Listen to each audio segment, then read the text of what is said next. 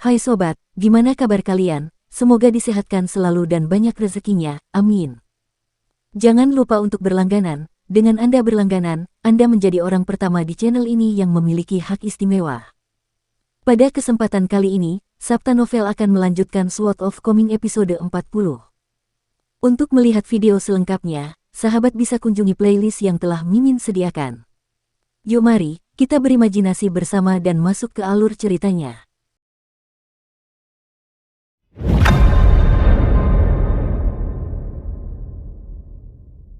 Setelah kembali ke daratan dengan keranjang bambu di punggungnya, Chen Pingan mulai berjalan menuju Azure Ridge. Mungkin itu kesan yang salah, tetapi anak muda itu merasa air di sungai itu sedikit surut. Ketika dia tiba di dekat tebing batu hijau, dia tiba-tiba berhenti. Ini karena dia bisa melihat dengan jelas beberapa orang berdiri di sana, masing-masing penampilan mereka sejelas mungkin. Ini bukan karena mereka diterangi oleh bintang-bintang di langit malam. Sebaliknya, itu karena seekor rusa putih seperti kristal yang memancarkan sinar cahaya putih berdiri di Azure Ridge di samping mereka. Sinar cahaya itu bergoyang-goyang seperti rumput air di sungai. Rusa putih itu menundukkan kepalanya, dan seorang gadis kecil yang mengenakan jaket merah cerah berusaha sekuat tenaga untuk berjinjit dan membelai tanduknya. Selain dia, ada juga seorang pemuda dan seorang wanita muda berjubah Tao. Mungkin karena sinar putih yang berasal dari rusa putih, tetapi kulit kedua orang ini tampak lebih putih dan lebih bening daripada salju. Jika penduduk kota kecil itu dibandingkan dengan patung tanah liat yang terbuat dari lumpur, maka kedua penganut Tao dari dunia luar ini dapat dibandingkan dengan karya seni paling indah yang terbuat dari porselen. Jurang di antara mereka seperti jurang antara langit dan bumi. Jubah Tao yang dikenakan pria dan wanita itu sedikit mirip dengan jubah Tao yang dikenakan Tao Lu. Akan tetapi, banyak detailnya yang berbeda, dan topi Tao yang mereka kenakan juga sangat berbeda. Tao Lu mengenakan topi bunga teratai, sementara kedua orang ini mengenakan topi berbentuk ekor ikan. Anak laki-laki muda bersandal jerami itu menatap mereka dengan linglung. Ia merasa seolah-olah pria dan wanita yang berdiri di samping rusa putih itu bagaikan makhluk abadi dan dewa yang keluar dari lukisan. Seolah-olah mereka bisa terbang dan naik ke surga kapan saja, membubung tinggi hingga bisa memetik bulan dan bintang. Dua orang lainnya berdiri agak jauh. Chen Pingan mengenali salah satu dari mereka, dan dia tidak lain adalah Putri Tuan Ruan. Gadis muda berpakaian hijau itu tidak membawa sekantong penuh makanan ringan kali ini, dan dia hanya memegang sapu tangan bersulam kecil dengan beberapa potong makanan penutup kecil dan lezat. Gadis muda itu memasang ekspresi sangat ragu-ragu saat dia melihat ke bawah, tidak yakin makanan penutup mana yang harus dimakan terlebih dahulu. Orang yang berdiri di sampingnya berusia sekitar 30 tahun, dengan pedang terikat di punggungnya dan liontin aneh tergantung di pinggangnya. Ketika Chen Pingan melihat mereka, sekelompok orang juga memperhatikan kemunculannya yang tiba-tiba. Biarawati muda Tao itu sedikit terkejut, dan dia membungkuk untuk mengusap kepala gadis kecil berjaket merah cerah itu. Pada saat yang sama, dia menunjuk ke arah Chen Pingan dan mengatakan sesuatu kepada gadis kecil itu. Telinga gadis kecil itu langsung menajam untuk mendengarkan apa yang dikatakan kakak perempuan ini. Dia kemudian membuka matanya selebar mungkin saat dia melihat ke atas, dan sepertinya dia bisa mengenali sosok Chen Pingan. Dia berbalik dan mulai menjelaskan latar belakangnya kepada biarawati Tao itu, yang kemungkinan besar adalah pemilik rusa putih itu. Pada saat ini, Chen Pingan juga mengenali gadis kecil yang baru berusia 8 atau 9 tahun itu. Pertama kali dia melihatnya adalah sebelum dia pergi ke tempat pembakaran naga untuk bekerja. Saat berjalan menyusuri lorong vas tanah liat, dia melihat seorang gadis kecil dengan kuncir dua berlari dengan kecepatan yang luar biasa. Dia memegang layang-layang burung kertas, dan kakinya yang kurus bergerak cepat saat dia meluncur menuruni gang seperti embusan angin. Adegan ini melekat di benak Chen Pingan. Setelah itu, dia menemuinya beberapa kali lagi. Salah satu dari saat-saat itu, gadis kecil itu bersandar di tepi sumur kunci besi dan diam-diam melemparkan batu ke dalamnya. Ketika Chen Pingan secara tidak sengaja menemukan perilaku nakalnya, dia sangat ketakutan sehingga dia segera berbalik untuk melarikan diri. Namun, setelah berlari sekitar selusin langkah, dia ingat bahwa dia telah meninggalkan batang hauton manisannya di sumur. Dia tidak dapat menahan godaan, jadi dia berlari kembali ke sumur untuk mengambilnya. Namun, dia terlalu terburu-buru, sehingga dengan sekali hentakan, dia terjatuh ke tanah. Ketika dia bangun, dia langsung meraih ranting hauton manisan dan berlari. Setelah beberapa langkah, dia tiba-tiba berhenti lagi, membuka mulutnya dan menggunakan dua jari untuk mencabut gigi yang goyang itu. Dia tidak menangis atau berteriak, dan setelah memasukkan gigi itu ke dalam sakunya, dia berbalik dan mulai berlari lagi. Adegan itu membuat dahi Chen Pingan berkeringat dingin. Terakhir kali dia melihatnya adalah di daerah yang penuh dengan rumput liar dan patung-patung dewa yang rusak. Saat itu, pada suatu hari di senja musim gugur lalu, Chen Pingan sedang berkeliaran setelah kembali ke kota kecil dari Tungku Naga. Saat dia berjalan-jalan di jalanan, dia melihat gadis kecil itu berguling-guling, melompat-lompat, dan meloncat-loncat di rumput, benar-benar fokus menangkap jangkrik. Setelah melihat Chen Pingan, jelas bahwa gadis itu mengenalinya, dan dia segera menghilang seperti embusan angin lagi. Kemudian, dia mendengar dari Guken bahwa meskipun gadis kecil ini selalu berlumuran tanah dan tampak seperti anak liar yang tidak dikekang oleh para walinya, dia sebenarnya berasal dari klan Li di Jalan Keberuntungan. Selain itu, dia bukan pembantu atau pembantu. Namun, entah mengapa, dia selalu suka berlarian dan bermain sendiri, dan keluarganya juga tidak melarangnya. Pada akhirnya, Guken dipenuhi dengan rasa bangga dan jijik saat membicarakannya. Meskipun dia cepat, dia mengatakan bahwa dia sebenarnya sangat bodoh. Mereka berdua pernah pergi memancing di sungai pada waktu yang sama, dan gadis kecil bodoh itu gagal menangkap seekor ikan pun setelah berjuang sepanjang sore. Dia hanya berhasil menangkap seekor kepiting. Selain itu, satu-satunya alasan dia bisa menangkap kepiting itu adalah karena kepiting itu dengan kejam menjepit jaringnya dengan capitnya. Ketika Guken memberitahu Chen Pingan tentang hal ini, dia tertawa terbahak-bahak hingga tidak bisa menahan diri untuk tidak memegang perutnya dan menendang kakinya. Dia mengatakan bahwa Chen Pingan benar-benar bodoh, dan Chen Pingan bahkan mengangkat tangannya dan sengaja melambaikannya untuk pamer padanya. Seolah-olah menangkap kepiting itu merupakan prestasi yang sangat mengesankan. Yang terpenting, jelas bahwa Chen Pingan sudah hampir menangis karena rasa sakit dicubit oleh kepiting itu. Pemuda tampan berjubah Tao itu melirik rusa putih itu dan berkata kepada biarawati muda Tao itu, "Kakak senior He, aku sudah bilang padamu untuk berhati-hati dan jangan terlalu memanjakannya. Kita di sini hanya kurang dari 10 hari, dan kau hanya perlu menggunakan teknik kamuflase sederhana. Rusa itu tidak akan bisa menahan kebebasannya sama sekali. Namun, kau menolak untuk mendengarkanku, dan sekarang kita telah ditangkap oleh manusia biasa. Apa yang akan kita lakukan sekarang?" Biarawati Tao yang sangat cantik itu selesai mendengarkan perkenalan gadis kecil itu tentang Chen Pingan, dan berkata sambil tersenyum tipis, "Kita biarkan alam berjalan sebagaimana mestinya." Pemuda itu mengerutkan kening. Ia mendongak dan menatap anak laki-laki itu lagi, dan setelah mengamatinya dengan saksama selama beberapa saat, ia memutuskan bahwa ia tidak dapat melihat sesuatu yang istimewa tentang anak laki-laki muda bersandal jerami dan membawa keranjang bambu di punggungnya. Meskipun sekte mereka bukanlah yang terbaik di benua ini dalam hal mengamati aura seseorang dan menentukan bakat seseorang, mereka tetap sangat terampil dalam bidang-bidang ini. Karena pendeta Tao ini cukup mampu mewakili sektenya untuk mengambil harta karun mereka, dan karena ia bertanggung jawab untuk menjaga harta karun itu dan membawanya kembali ke sekte, sangat jelas bahwa ia bukan orang biasa. Jadi, karena ia tidak melihat sesuatu yang istimewa pada anak muda itu, ia memutuskan bahwa tidak perlu mengundangnya ke sekte. Pendeta Tao muda itu sangat terampil dalam menentukan bakat seseorang, jadi ia tidak percaya bahwa ia akan membuat kesalahan. Sekte yang dianutnya bersama biarawati muda Taois itu adalah salah satu dari 3 sekte Taois di benua botol harta karun timur. Selain itu, sekte mereka adalah pemimpin di antara 3 sekte Taois, yang memungkinkan mereka menikmati status yang sangat dihormati. Sebagai pembayaran atas penyelesaian tugas ini untuk sekte tersebut, dia dan kakak perempuannya akan memperoleh kesempatan berharga untuk merekrut murid sejati ke sekte tersebut. Pada saat yang sama, mereka juga akan dapat menjadikan orang ini sebagai murid mereka sendiri. Pendeta muda Taois itu tidak ingin menyia-nyiakan kesempatan berharga ini. Karena itu, dia harus sangat berhati-hati. Semua orang di sekte itu tahu bahwa kakak senior He memandang pengembangan pikiran sebagai hal yang sangat penting. Jadi, ucapan sederhana, biarkan saja alam berjalan sebagaimana mestinya, merupakan indikasi kuat bahwa dia sedang berpikir untuk mengangkat seseorang sebagai muridnya.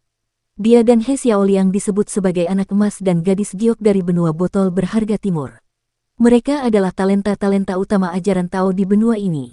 Bahkan, para penguasa fana pun harus memperlakukan mereka dengan hormat dan rasa hormat. Memang, para penguasa ini harus memperlakukan mereka seolah-olah mereka adalah penguasa sejati dari sebuah kerajaan besar. Ini karena mereka adalah keajaiban kultivasi yang memiliki peluang terbesar untuk mencapai 5 tingkat atas di benua ini. Ketika biarawati Tao muda itu menuntun gadis kecil itu menuruni Azure Ridge, dengan rusa putih di belakang mereka, bukan hanya adik lelakinya yang tercengang, tetapi bahkan laki-laki dengan pedang terikat di punggungnya dan jimat harimau tergantung di pinggangnya juga tercengang. Chen Pingan sedikit bingung saat melihat biarawati Tao itu perlahan berjalan ke arahnya. Dia benar-benar tidak ingin berinteraksi dengan para dewa dari dunia luar saat ini. Sebab, ia tahu bahwa emosi eksentrik mereka dapat dengan mudah menentukan hidup atau matinya. Terlebih lagi, Chen Pingan tahu bahwa peruntungannya selalu buruk, jadi dia semakin takut memprovokasi mereka secara tidak sengaja. Namun, ini tidak berarti bahwa Chen Pingan akan berbalik dan melarikan diri. Sebaliknya, ia bahkan melangkah maju beberapa langkah secara simbolis. Dengan begitu, ia akan tampak sedikit lebih baik di mata orang-orang di Azure Courage. Rusa putih itu sedikit mempercepat langkahnya, berlari kecil dan berputar mengelilingi anak laki-laki itu sekali. Kemudian ia menundukkan kepalanya dan menyenggol anak laki-laki yang malang itu. Rusa putih itu kembali ke sisi pemiliknya, dan biarawati muda Tao itu dengan lembut membelai punggungnya. Sesaat kemudian, rusa putih itu berubah menjadi seekor kuda. Menunjuk seekor rusa dan menyebutnya seekor kuda. Catatan, sebuah ungkapan Cina yang merujuk pada seseorang yang dengan sengaja salah mengartikan sesuatu. Namun, ungkapan ini digunakan dalam arti harfiah di sini. Kita lanjut ke alur ceritanya. Biarawati muda Tao itu mendesah pelan sambil menatap Chen Pingan. Ia mengatakan sesuatu sambil tersenyum, lalu menunduk menatap gadis kecil berbaju merah di sampingnya. Gadis kecil itu menerjemahkan kata-kata biarawati Tao itu ke dalam dialek kota kecil itu, sambil berkata dengan suara malu-malu, "Saudari He berkata bahwa Anda adalah orang yang menghargai harta benda. Namun, takdir di antara kalian itu dangkal, jadi kalian berdua tidak bisa menjadi sesama penganut Tao." Chen Pingan terdiam. Ini karena dia tidak tahu harus berkata apa agar tidak terlihat tidak sopan. Keranjang bambu di punggungnya, sandal jerami di kakinya, celana panjangnya digulung. Penampilan anak laki-laki itu sangat aneh dan lucu. Biarawati Tao itu tersenyum dan bertanya, "Apakah kamu juga tahu tentang kegunaan rahasia dari kerikil-kerikil ini?" "Jangan khawatir, Chen Pingan, ini hanya pertanyaan biasa." Gadis kecil itu menerjemahkannya untuk Chen Pingan, kata-katanya cepat dan suaranya tegas. Chen Pingan ragu sejenak sebelum mengangguk dan menjawab, "Seorang pendeta Tao memberi saya petunjuk sebelumnya. Dia berkata bahwa saya bisa sering datang ke sini untuk mengumpulkan kerikil dan ikan." Meskipun Chen Pingan memiliki kesan yang baik terhadap biarawati muda Tao ini, dia tetap berbicara dengan sangat hati-hati dan tidak mengungkapkan nama belakang Tao Lu. Selain itu, orang yang benar-benar memberitahunya tentang nilai kerikil empedu ular adalah Ning Yao dan bukan Tao Lu. Biarawati Tao itu tersenyum dan bertanya, "Kamu juga kenal dengan paman muda Lu?" Chen Pingan tergagap setelah mendengar ini. Biarawati Tao itu tersenyum dan menjelaskan dengan singkat, "Sebenarnya, paman muda Lu tidak berasal dari sekte yang sama dengan kami. Akan tetapi, ketika ia mengunjungi sekte kami dahulu kala, ia berbincang dengan salah satu paman senior kami sebagai orang yang sederajat. Ia tinggal di sekte kami selama bertahun-tahun, jadi kami para junior juga menjadi akrab dengannya. Seiring berjalannya waktu, kami secara alami menjadi terbiasa memanggilnya sebagai paman muda." Chen Pingan tersenyum. Dia akhirnya merasa tenang saat ini. Dia sangat berterima kasih kepada Taois Lu dan ini adalah rasa terima kasih yang tidak akan dilupakannya sepanjang hidupnya. Chen Pingan teringat sesuatu saat itu, dan ia berjongkok untuk meletakkan keranjang bambu itu di tanah. Ia kemudian mengambil sebuah kerikil yang ia sukai pada pandangan pertama. Kerikil itu sebesar telur dan berwarna hijau mengilap, sehingga kerikil itu tampak bening dan berkilau seperti air. Kerikil ini tidak seperti kerikil empedu ular lainnya. Ia memberikannya kepada biarawati Tao muda itu dan berkata, "Jika kau bertemu dengan Tao Lu di masa depan, bisakah kau memberikan kerikil ini kepadanya untukku?" Setelah mendengar terjemahan gadis kecil itu, biarawati muda Tao itu memikirkannya sejenak sebelum menerima kerikil itu dan berkata, "Sebelum tiba di sini, aku secara tidak sengaja bertemu dengan paman muda Lu saat dia hendak pergi. Dia sedang menuju ke negara aliran selatan untuk menghadiri upacara penting sekte Tao. Mengenai kapan kita akan bertemu lagi, itu benar-benar sulit untuk dikatakan. Namun, aku pasti akan memberikan ini kepada paman muda Lu untukmu saat aku bertemu dengannya lagi."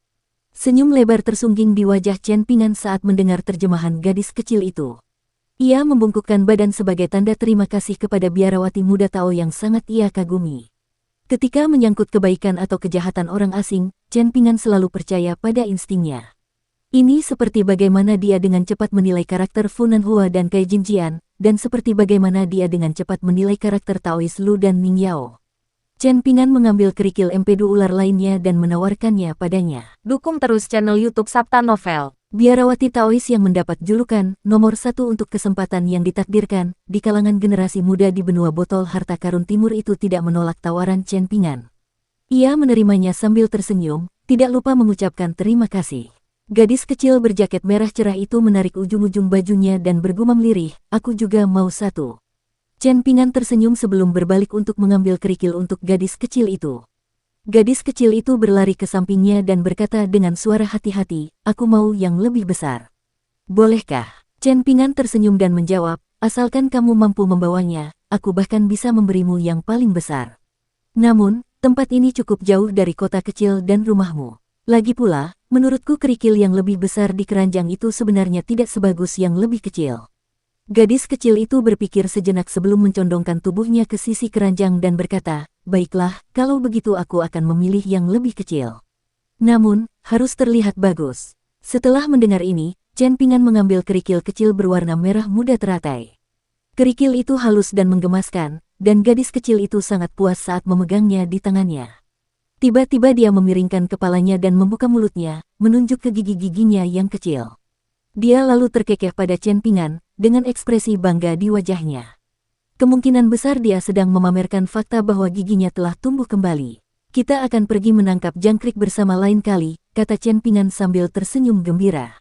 Mata gadis kecil itu langsung berbinar saat mendengar ini. Namun, matanya segera meredup lagi, dan dia memaksakan diri untuk tersenyum dan mengangguk. Chen Pingan memanggul keranjang bambu di pundaknya dan mengucapkan selamat tinggal kepada biarawati muda Tao itu. Ia juga tidak lupa melambaikan tangan kepada gadis kecil itu sambil berlari kembali ke kota kecil itu sendirian. Mereka berdua adalah bidadari, namun kekuatan dan pengaruh biarawati Tao muda ini adalah sesuatu yang tidak pernah dapat diharapkan oleh Kai Jinjian dari Gunung Awan Fajar. Jurang pemisah di antara mereka seperti jurang pemisah antara esensi emas abadi dan emas fana biasa. Biarawati muda Taois itu menuntun gadis kecil dan rusa putih itu kembali ke Azure Ridge. Pendeta muda Taois itu mengalihkan pandangannya dari anak laki-laki muda bersandal jerami itu, dan dia menyimpulkan, nasib yang dangkal akan membawa keberuntungan yang tipis, wajar saja jika dia tidak akan mencapai puncak yang tinggi. Ada banyak sekte Tao di benua botol harta karun timur, dan setiap 30 tahun, sepasang baru, anak emas dan gadis giok, akan dipilih. Kali ini, dia dan kakak senior He Xiaoliang telah dipilih, dan mereka lebih seperti pasangan yang ditakdirkan di surga. Namun, ada sesuatu yang mengejutkan semua orang. Meskipun anak emas tidak kalah berbakat dari anak emas sebelumnya, keberuntungan dan kemujuran gadis giok begitu luar biasa sehingga semua orang benar-benar terdiam karena terkejut. Ketika dia lahir, seekor rusa putih yang melambangkan keberuntungan telah berjalan keluar dari pegunungan dan menjadikannya tuannya.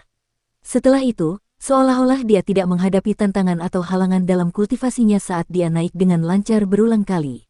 Bahkan, beberapa orang mengatakan bahwa dia baru akan menghadapi rintangan pertamanya ketika dia naik ke 5 tingkat atas. Dia tidak mengomentari sikap meremehkan dan meremehkan adik laki-lakinya terhadap anak laki-laki bersandal jerami itu. Dia hanya menanggapinya dengan senyuman. Pada saat ini, seorang anak laki-laki muda bertubuh pendek berjalan dari suatu tempat di dekat kolam dalam di bawah jembatan tertutup menuju lubang air di bawah Azure Ridge. Ada satu kerikil empedu ular di tangannya, dan seperti rusa putih sebelumnya, kerikil itu bersinar dengan cahaya yang cemerlang. Sambil memegang kerikil di tangannya, anak muda yang tanpa ekspresi itu berdiri di atas batu yang muncul di atas permukaan air. Saat ini, dia tampak seperti seorang abadi yang perkasa yang sedang memegang bulan purnama di tangannya. Ikan hijau besar dan ikan merah besar yang dibesarkan oleh pendeta muda Tao itu tidak masuk ke dalam air. Sebaliknya, mereka berenang perlahan di atas sungai yang mengalir tenang. Jika Chen Pingan melihat anak laki-laki muda ini, dia akan segera mengenalinya sebagai cucu nenek Ma. Anak laki-laki itu mengalami keterbelakangan mental sejak kecil, dan karena itu, ia juga tidak disukai dan ditelantarkan oleh orang tuanya sejak dini. Jadi, nenek Ma harus membesarkan cucunya seorang diri. Anak laki-laki itu sangat tidak cocok, dan ia sering naik ke atap rumah untuk memandangi awan sendirian. Anak laki-laki muda yang memiliki nama keluarga yang sama dengan nenek Ma ini juga sering diganggu sehingga anak-anak lain akhirnya merasa sepatu mereka akan kotor jika menginjaknya. Faktanya, anak laki-laki muda yang menyedihkan ini tampaknya hanya pernah tersenyum pada pembantu Zi Gui sebelumnya. Karena hal inilah nenek Ma sangat membenci pembantu itu. Ia merasa gadis muda itu adalah penggoda yang tidak tahu malu, dan ia yakin bahwa pembantu rendahan ini sengaja mencoba merayu cucu kesayangannya. Biarawati tahu muda itu berjalan mendekati pria dengan pedang terikat di punggungnya dan bertanya, mengenai Makuksuan, apakah benar-benar tidak ada ruang gerak sama sekali?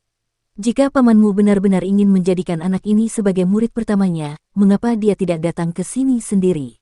Memangnya kenapa jika dia terkenal? Kita belum pernah bertarung sebelumnya, jadi mengapa aku harus mundur? Jika dia tidak bisa menerima ini, katakan padanya untuk pergi ke Gunung Bela Diri Sejati untuk mencariku. Jika dia menang, maka aku akan mengizinkannya membawa pergi anak ini. Pendeta tahu muda itu tersenyum dan berkata, itu hanya menunda hal yang tak terelakkan. Buat apa repot-repot? Ada jarum tersembunyi dalam kata-katanya. Oh, lelaki dengan pedang terikat di punggungnya menyipitkan matanya. Sementara itu, Biarawati muda tahu itu sedikit kesal saat mendengarkan percakapan mereka. Dia melirik adik laki-lakinya, yang tertawa dan berhenti membidik pria dengan pedang itu. Dia mendongak dan berkata pada dirinya sendiri, bulan begitu indah malam ini. Biarawati Taois muda itu merasa sedikit jengkel. Kalau menyangkut paman junior itu, apalagi dia dan adik laki-lakinya, mungkin semua pendeta muda Tao di benua itu akan merasakan kebanggaan yang sama. Di depan anak tangga menuju jembatan tertutup itu, berdiri seorang biksu bertelanjang kaki dengan wajah persegi dan ekspresi berkemauan keras. Biksu pertapa ini tidak menatap plakat bertuliskan kata-kata emas itu, dan ia malah menatap tanah tempat Song Jiksin meletakkan dupa sebelumnya. Ia menundukkan kepalanya dan melafalkan dengan suara penuh kasih, Amitabha. Anak laki-laki muda bertubuh pendek itu naik ke daratan dan berjalan ke Asurekau Ridge. Dia melirik kedua Taois yang halus itu, dan dia melirik pria berwibawa dengan pedang yang diikatkan di punggungnya. Pada akhirnya, dia menatap tajam ke arah yang terakhir dan berkata dengan gigi terkatup, aku tidak ingin belajar cara berkultivasi dan menjadi abadi atau semacamnya. Bisakah kau mengajariku cara membunuh seseorang? Lelaki itu tersenyum bangga dan menjawab, sejak zaman dahulu kala, kami para pendekar pedang selalu memiliki kemampuan membunuh yang paling ganas. Pendeta Tao muda itu tersenyum dan merenung, oh. Namun, Biarawati muda Tao itu menggelengkan kepalanya, tahu bahwa semuanya sudah beres. Dia gagal memenuhi permintaan pamannya, jadi dia tidak bisa menahan rasa bersalah. Suasana di Asurekau Ridge tiba-tiba menjadi tegang. Seolah-olah perkelahian bisa terjadi kapan saja. Gadis kecil dari klan Li buru-buru bersembunyi di belakang saudara perempuan Taoisnya. Gadis muda berpakaian hijau itu menghabiskan potongan terakhir makanan penutupnya saat ini, meninggalkannya dalam suasana hati yang sangat buruk. Jika kalian berdua begitu mampu, mengapa kalian tidak pergi dan menantang ayahku? Bentaknya, lelaki yang sangat mengenal gadis muda dan ayahnya itu akhirnya mengendurkan ekspresinya yang tegas, tersenyum dan berkata, bagaimana kita harus melakukan pertarungan ini? Pendeta Tao muda itu menambahkan, Ruan Xiu, itu sama saja dengan mengusik kita. Ayahmu akan menggantikan Tuan Qi dan menjadi orang bijak berikutnya, jadi pada dasarnya dia akan menjadi pemilik dunia kecil ini. Gadis muda berpakaian hijau itu mengerutkan bibirnya dan tetap diam. Sang biksu perlahan berjalan dan memanjat Asurekau Ridge, pagoda petir Sekte Buddha, segel master surgawi Sekte Tao, dan tempat penyimpanan pedang kecil Sekte Bela Diri. Tentu saja, ada juga piring giok pegunungan Sekte Konfusianisme. Ini adalah 4 harta karun penaklukan yang ditinggalkan oleh 4 orang bijak paling awal. Jangan bicara tentang konflik internal Sekte Konfusianisme, dan mari kita fokus pada 3 kekuatan yang kita wakili. Meskipun sangat masuk akal bagi kita untuk mengambil harta karun penaklukan kita, apakah tidak pantas bagi kita untuk melakukannya tanpa memberitahu Tuan Qi terlebih dahulu? Kata Biarawati Tao muda itu. Sang biksu tetap diam. Sementara itu, pendeta muda Taois itu menunjukkan ekspresi khawatir saat berkata, memang agak kasar. Namun, sulit bagi kita untuk menentang perintah dari atas, jadi menurutku sebaiknya kau tidak membuat masalah ini semakin rumit, kakak senior. Lelaki dengan pedang terikat di punggungnya itu mencibir dan berkata, aku di sini bukan untuk berbasa-basi dengan siapapun.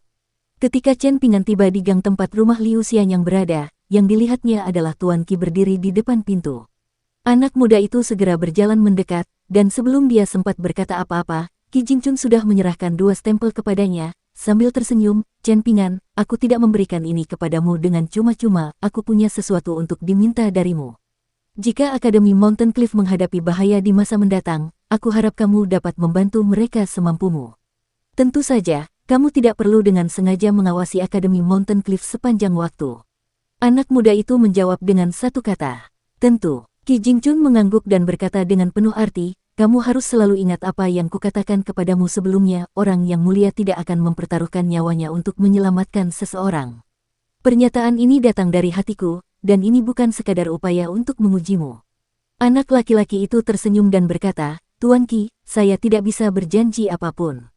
Qi Jingchun ingin mengatakan sesuatu, tetapi akhirnya dia mengurungkan niatnya. Dia baru saja akan pergi. Awalnya dia ingin berkata, bahkan jika Akademi Tebing Gunung menghadapi bahaya besar di masa depan, dan kamu merasa menyesal, kamu tidak perlu merasa bersalah atau menyesal. Anggap saja kamu tidak melihat atau mendengar apapun. Kamu tidak perlu memaksakan diri untuk melakukan apapun. Namun, entah mengapa, Qi Jingchun merasakan harapan yang masih tersisa di lubuk hatinya. Bahkan dia sendiri bingung mengapa ini terjadi. Setelah merenungkan hal ini, guru dari Akademi Tebing Gunung hanya bisa mendapatkan satu jawaban, semuanya karena anak muda di hadapannya. Itu karena anak muda ini bernama Chen Ping'an. Seolah-olah dia berbeda dari orang lain. Jika Anda memberi anak muda ini sebuah tugas, tidak peduli seberapa sulitnya, masih ada satu hal yang dapat Anda jamin dengan keyakinan penuh bahkan jika Anda tahu bahwa ia pada akhirnya akan gagal terlepas dari seberapa keras ia mencoba. Yaitu, jika ia setuju untuk melakukan sesuatu, ia pasti akan melakukannya. Jika ia tidak dapat berhasil dengan usaha 100%, maka ia akan bersedia mengertakkan gigi dan mengerahkan usaha 120%. Ini adalah pikiran yang akan menenangkan pikiran seseorang. Ini adalah sesuatu yang dicari Qi Jingchun tetapi tidak ditemukan selama bertahun-tahun. Sarjana ini, yang secara aktif meminta untuk dibuang ke tempat ini, awalnya mengira bahwa di mana-mana di dunia ini adalah tanah asing. Saat Qi Jingchun hendak berbalik dan pergi, anak muda yang masih membawa keranjang bambu itu buru-buru membungkuk dan memberi hormat dengan sungguh-sungguh. Di dalam gang, gerakan sang resi Konfusianisme sangat pantas saat ia memberikan penghormatan.